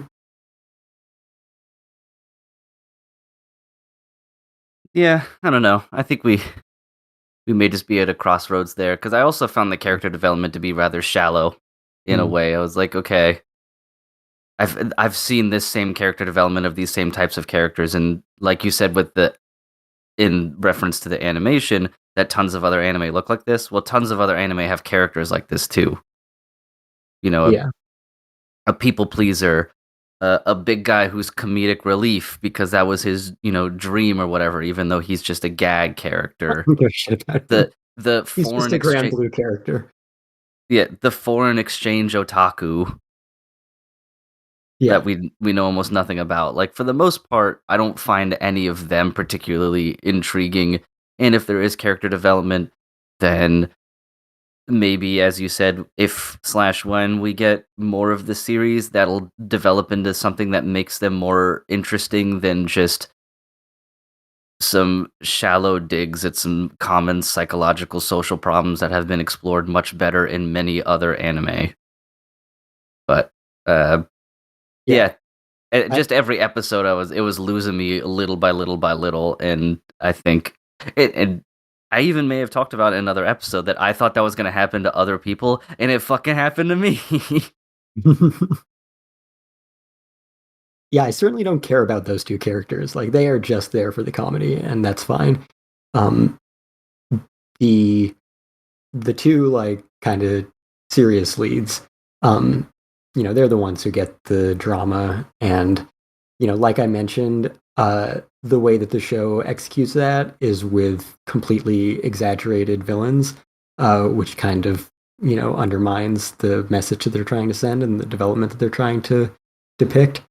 Um, but I still think like you know Akira's whole kind of corporate trauma and how that has shaped him, uh, and how he copes with that. Um, I that's not something that I really see in anime. Uh, No, that part is unique, but I yeah, think it's the so, only one that is. Yeah, and I mean, Shizuka's backstory, yeah, there's nothing particularly innovative about that, but I do like how she's able to kind of, you know, recognize the similarities in what Akira is going through and how she has kind of let her father turn her into the person that she hated and is trying to move past that and is like, having open and honest dialogues of like, hey, I know I was a total dick back there. I didn't, that's not what I mean to do. That's the person that my father tried to turn me into, and I need to work to like get away from that. And I still fall back into it sometimes. And like you're helping me realize that and become a better person. So I appreciate that kind of interaction. But no, I get it. I totally respect where you're coming from. It was nice to see someone apologizing for it and acknowledging a problem like that. I did find that part a little refreshing because normally you don't get such a thorough apology like that Yeah. in explanation. An apology Ju- and an explanation that doesn't come across as an excuse. right. Like completely unprompted, right? That's the Yeah. thing, is that she just completely was self-aware of, she was able to reflect on something that she did that she doesn't agree with. It wasn't that someone else called her out and she got defensive. She was like, hey, I know you're not mentioning it, but I have recognized through some introspection that that was a shitty thing to do. So I appreciate that. I'll read DJ's stuff now. Yep. So he goes, hell yeah, the first good zombie anime since School Live. He also gave this a B, to preface real quick. So he did, in fact, like this show. Zom 100 is a load of fun and at oftentimes can be very thought provoking, but I do think the whole corporate slaves are zombies analogy burnt out way quicker than I thought it would. And at this point, I just think that's flavoring rather than a cornerstone of the show's meaning or purpose, which is mildly depressing as I think that aspect was handled extremely well in the pilot. Yeah. Which we kind of covered a little bit on our previous discussion and stuff. Uh, and I think you make a good point that the corporate slaves as zombies can't go on forever or for a particularly long time either because everyone's zombies. Right. Yeah. There are no corporations left, so you can Yeah, only come back to that well so often. pretty much. But I'm glad that DJ is enjoying it. Yeah. But yeah, it was, I agree, handled extremely well in the pilot, as everything was done extremely well in the pilot. I know. It's just like that was kind of a perfect short film. And, you got the punchline at the end, and that's kind of all you need from here on out. It's just, I don't know, Shaun of the Yeah. Dead. That's actually a very interesting point. Like, you could honestly show someone that first episode and just tell them nothing else existed, and it would still be Mhm. perfectly satisfactory to watch. Yep. Perhaps even more so. Yeah, because you don't have to worry about being disappointed by anything else. Yep. Interesting. Release a Blu-ray with just the pilot on it. I'm sure that's how it's being released in Japan. All right, well, I'm only watching one other show, and I don't have a ton to say about it at this point, but I know you're watching it as well, and that's My Happy Marriage. Hmm. Yep. And my only question, really, at this point, and Emily and I have tried to discuss it, is when does the happy part come in? I mean, when they just get to be a couple, they're happy. Because I was sitting there watching it, and we were going through like all of the trauma that she continues to process and still experience in real time as she's processing the old trauma, and I was just like, when do we get to the happy part? We still have a long way to go before we even get my contented marriage. Yeah. I don't even think it's a marriage yet. Yeah, no. The whole title is a lie. My occasionally relatively comfortable engagement. Yeah, that's pretty. Yep. My touch and go engagement. Yep. Very true. Yeah, I don't know. I think my my enthusiasm for the show peaked partway through, and I don't know, I wasn't that impressed by like its ending. Yeah. We got another season announced, so it's got a chance to get back there and really, I don't know, impress us somehow. But I don't know. Yeah, I liked it. Yeah. I enjoyed it. I think the character development of our protagonist, I think her development was a little too much of a slow burn for me. And then they kind of just dumped all of this insane amount of growth in her like dream walking phase right at the very end. Yeah, very true. Very rushed there. Yeah, it felt super rushed because she made like very little progress throughout the whole show, and depending on how you measure progress in processing trauma and things like that. But at least from an outward perspective, she was still very struggling a lot, still being emotionally manipulated a lot, still like really having a hard time just making it day to day. And then she just like blossoms into like a phoenix immediately in like the last 10 minutes or 15 minutes of that episode and everything. It felt super duper rushed. Yeah, that was probably my biggest issue with it. I think I was enjoying it a lot up to that point. Yeah. The whole idea of like dream sight is pretty cool. Mhm. Like that is a dope power that she just go into like people's dreams and stuff. That's always super cool and everything. And I like them delving into the past a little bit and showing how her mom kind of sealed her powers in that tree to protect her, even though you could make the argument that it made her life worse. Yeah. So a risk from the mother that didn't necessarily pan out depending on how you look at it. So you know, a good intention maneuver that had mixed results at best and everything.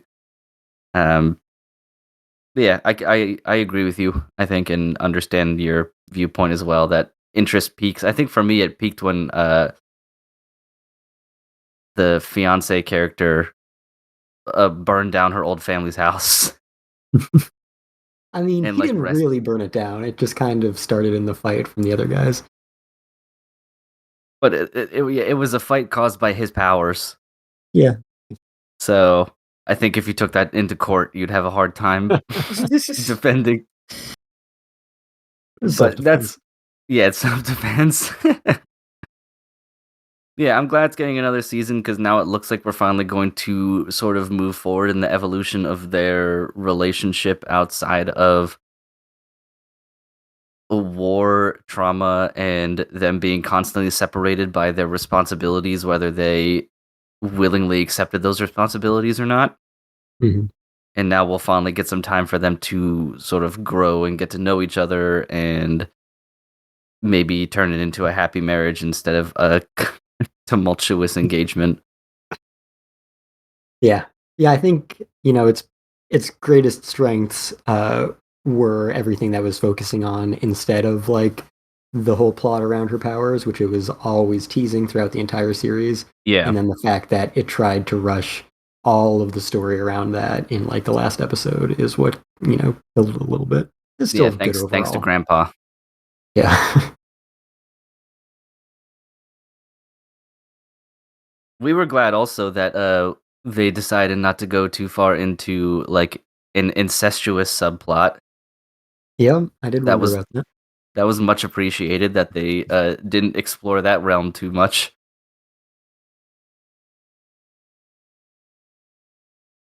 But yeah, that's pretty much all the stuff that I have to watch. If I know we've got some other thoughts on DJ, and if you wanted to cover any other shows or anything real quick, say we got a little bit of time here if we use our standard 2 hour hard cutoff. Yeah, sure. I guess we can uh I'll talk about DJ's top show, which he has thoughts on and is also a show I'm watching, so that makes sense. That's Mushoku Tensei. So he says he gives it an A. It's his number one show this season.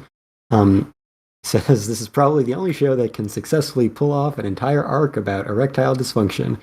Holy shit, was it different from everything else the series has done so far, and holy shit, did I love it.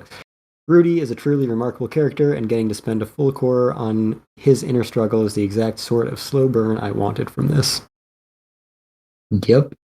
That sure was a whole season about erectile dysfunction. Yeah, I've seen way too many screenshots from it with no context. Yeah, it's an interesting show. It is maybe unfortunate that it has a lot of elements that would turn a lot of people off, because in many ways it is also like the best isekai reincarnation show. Um, so yeah, I mean, this is one of the few shows that like I've read all the source material for long before I get into the adaptation. So I definitely approach it from a very different perspective. Um, and I'm looking more towards, kind of the adaptation, the production values, how it's paced, stuff like that. And yeah, I think it was a step down from the first season, certainly, because the first season had like 5 years of them building this studio and this team and this production around giving it the perfect adaptation. And this one just came a few years later and already had other shows being made by the studio and had some staff turnover and different like lead creatives. So it was clearly never going to reach those heights again in terms of production. And it doesn't, but they still do a good job maintaining kind of the look and feel of the first season and some really spectacular sequences when it needs to be. And just the tone kind of balancing the weird comedy with weird sex stuff and the like really heartfelt drama behind it all. It's a very delicate balance to strike and to adapt into a new medium. So the fact that they're still able to pull that off successfully shows that they've kind of got the formula down for that. So yeah, it's a good show. I appreciate it.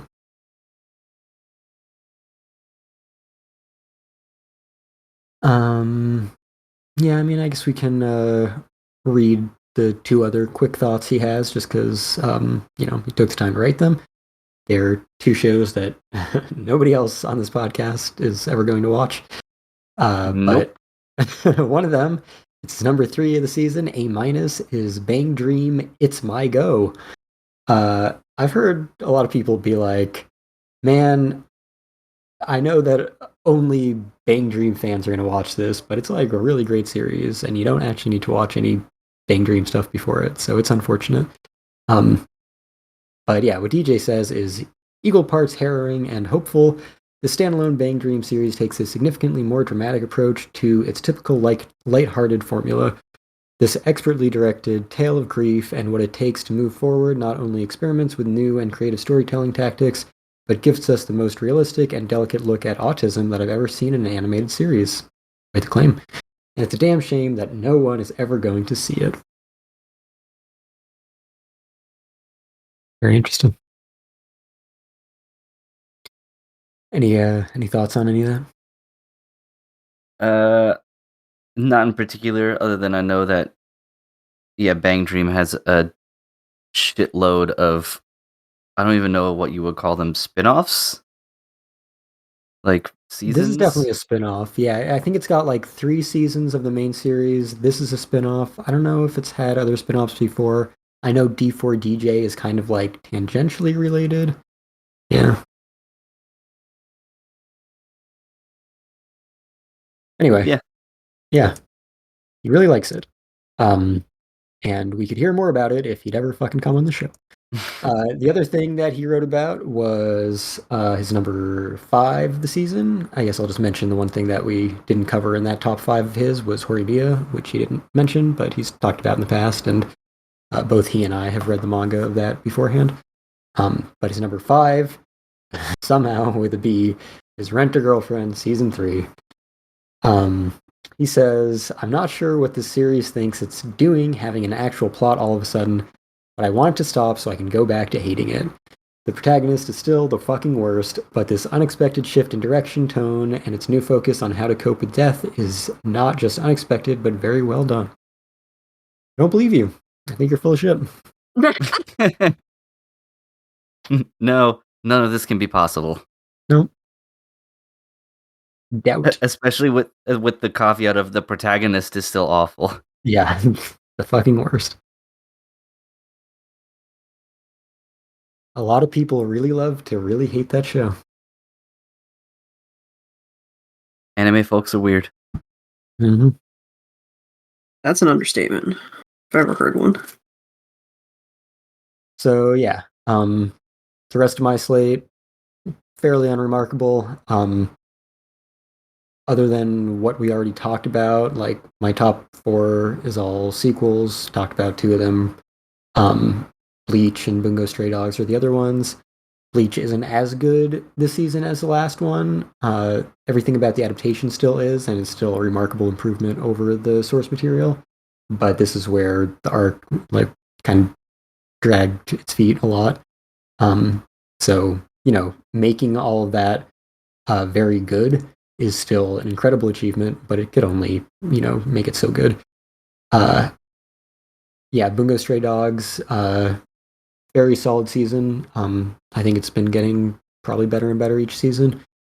It leaves off on a huge ass cliffhanger for future events, so I assume we will be getting a 6th season before too long. And then yeah, Horimiya, weird random bits of the manga that we didn't cover in the first season thrown into this season. Crunchyroll has like a chronological order watch guide where you have to like take timestamps of each episode to piece it all apart and try to get it all together as the manga originally presented the events. So Jesus Christ. yeah, because here's the thing. This is kind of interesting to discuss a little bit. Because I was having this conversation with my friends the other day. We've had light novel adaptations, manga adaptations, all these anime for the past many decades that get one season and they leave off with no resolution, and we never get more, and everyone's pissed off about it. Now, what a few of them have started to do, and Horimiya now is a really good example of it, is instead of doing that, they kind of cut out all of the unnecessary bits and give you like the complete story in the first season, give you a conclusive ending at the end. Now that angers the fans of the source material who didn't get to see all of their material adapted. And in a situation like this, where that first season is very successful, then they have incentive to go back and adapt all of that missing material. But then you end up in the situation where if you want to watch it all how it was originally presented in the manga and how it chronologically takes place, and not feel like you're watching all of the important stuff followed by all of the unimportant stuff, then you have to do this absurd timestamp editing to get it all in the right order, or at least watch, episodes kind of thrown together from the first and second seasons. So that can also be a little bit frustrating once you've gotten to that point. But, they don't know if they're going to get 2 seasons when they first start adapting it. So they would rather give you a complete enough story in the first one and have something satisfying in case it's not successful enough to get any more made than to risk not having any sort of ending. And then, everyone hates it for that reason. So it's an interesting dilemma and an interesting solution that this production has chosen. And we certainly get interesting output because of it. Yeah, I think if I were to choose between the 2 options, I would pick the one that could be considered an ending, even if slightly disappointing, because there have been many shows that I have enjoyed that have not and probably will never get a second season. Yeah. But at least there is no, horrific cliffhanger or anything of that nature, even if it is underwhelming as an ending portion. So Mm-hmm. Yeah, so that's that show. And the new adaptation of Rurouni Kenshin is pretty mediocre. So if you don't want to engage in that property, you're in luck because it's not really worth it anyway. Yay! Undead Murder Farce. Apparently, a lot of people really like this. It's yeah, like I said in the chat, A&N in particular, their writers, when they did their like top anime of the season, basically everyone said it was this. Wow. Yeah, that Yep. certainly would Yeah. not expect that. I guess it is the most unusual anime of the season of the stuff that I watched. It's it definitely has kind of the most unique charm and identity to it. So I can give it points for that. It stands out. I've talked about it a bit in the past. It kind of throws every public domain literary figure at the wall and sees what sticks. And sometimes it works out, and a lot of it is a fucking mess, but it's interesting. So, yeah, I enjoyed it. I appreciated watching it. I was never quite sure what it was going to do, and it kind of seemed like it wasn't either. But, yeah, worth checking out, I suppose. And then the Masterful Cat Show is just kind of like, you know, turn your mind off fun if you like cats. I don't know.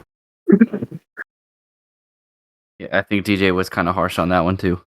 Yes, I mean, he gave it the same grade that he gave Jujutsu Kaisen. So, if you believe that Jujutsu Kaisen deserves a D, then also this one. Yeah, that's true. Yep, that's all I watched. Very light season, especially for me. Very mediocre season overall. Very little that I was excited about, and almost all of them were sequels that I already expected this level of quality, if not better, from previous seasons. Yep. All right. Well, so with that, do we want to go into some recommendations if we have any? Sure.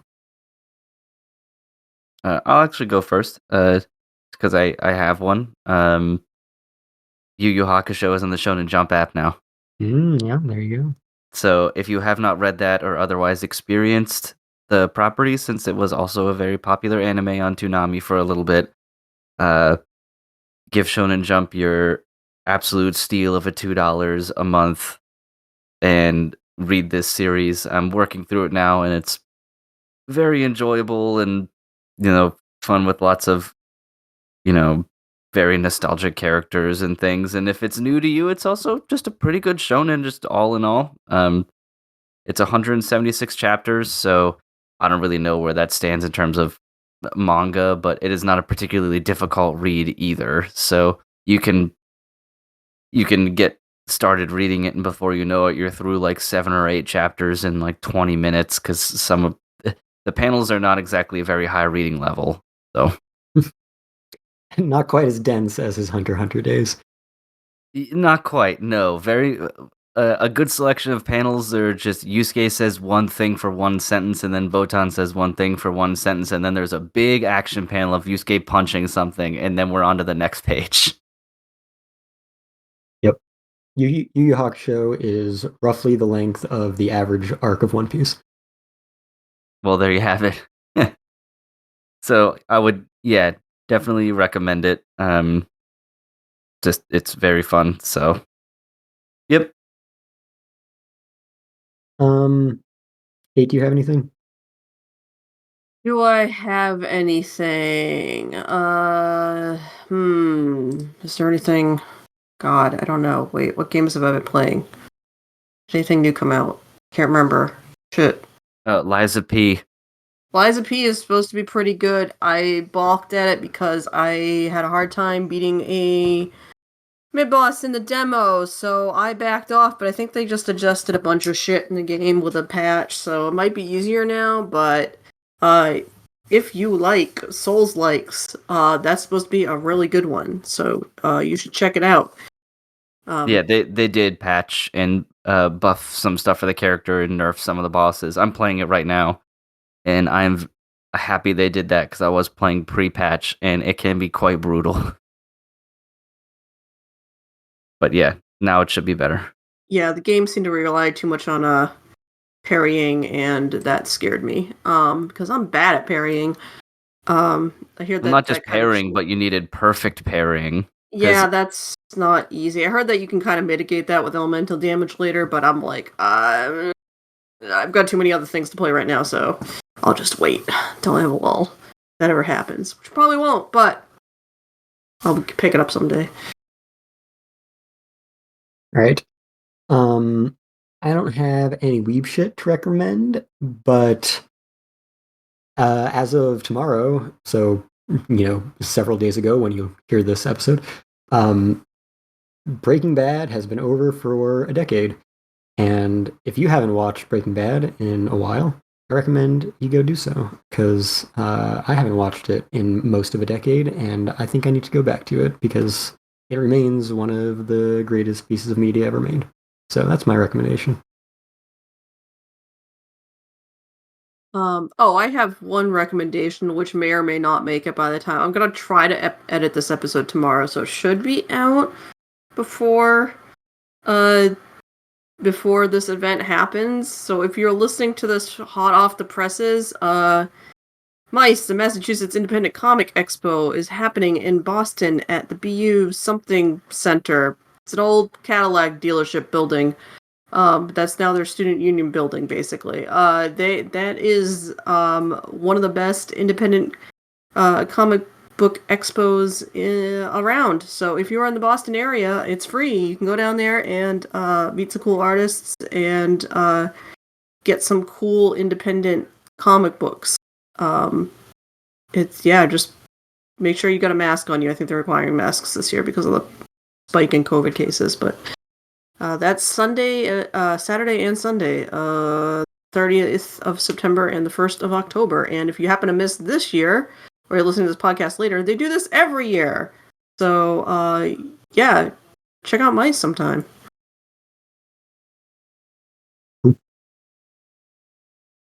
Nice. I do love good comic book show, especially when they are free. Yes. It's good shit. Cool. Well, I believe that about wraps us up. So we can kick into our traditional outro here. So Kestrel, why don't you lay out the boilerplate and tell us where we can find you? Find me or the podcast? Both. That was the boilerplate portion. Okay. Yeah. All right. Yeah. Yeah. So you can find the podcast wherever you find podcasts. We are on Google Podcasts, which I guess is going away and being folded into YouTube Music. So maybe we're on YouTube Music already. I don't know. Anyway, we're there in its form, whatever it takes. Apple Podcasts certainly is a thing currently. Also, Stitcher's not a thing. So Spotify, that's a thing. Certainly a thing. SoundCloud also, we have our newest 2 or 3 episodes up on there at any given time. And you can get it on various other random places like iHeartRadio. That's definitely a place. Amazon has got like our Alexa skill and I think another Amazon thing for podcasts. Check that out. Any other podcatcher of your choosing. It's just going to pull from one of those other sources. We're also just on fanpost.com if you want to just listen to episodes embedded in there. Also on social media. We are on the social media platform formerly known as Twitter at Fandom Post Radio, as well as on Facebook. We'll see if this Blue Sky thing takes off or whatever, but it's still like closed beta for now, so not going to bother with that at the moment. Also, if you want to get in contact with us and don't want to deal with social media bullshit, you can always email us, fandompostradio@gmail.com. And yeah, I'm on the social media platform formerly known as Twitter. I am at Full Metal Kioma, but I don't ever post anything, so don't bother. Nice. Kate, how about you? I am on the internet at SonicBug. I am currently not posting really on any social media platforms, but I do have a Blue Sky account now, so I am over there. If you absolutely need to flag me down, that's probably the best place to do it. Aside from that, I am on our website posting up reviews of books. And starting in October, more anime, as I get back into the fall anime season. So that's where I exist on the internet. Nice. And as usual, I am only here. I do not do any social media stuff. So if you want to hear what I have to say, it's got to be in the audio format. But as always, thank you everyone for listening. Send us any more ideas. thing. Oh, there's one more thing. Yeah, actually, a special announcement. This is coming in right now. As of next episode, we're actually going to be rebranding as Crunchyroll Radio. Oh, excellent. So the cash is going to roll in, is what you're saying? Yeah, absolutely. Excellent. Well, whatever. Thank you, Crunchyroll gods. I take back any bad things I've ever said.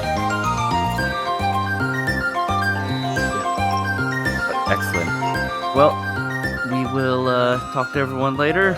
Enjoy your anime, your new video games. I know we've had a shitload of those come out recently, as Kate was saying. So, yep, everyone, we will see you later. See ya. Ciao.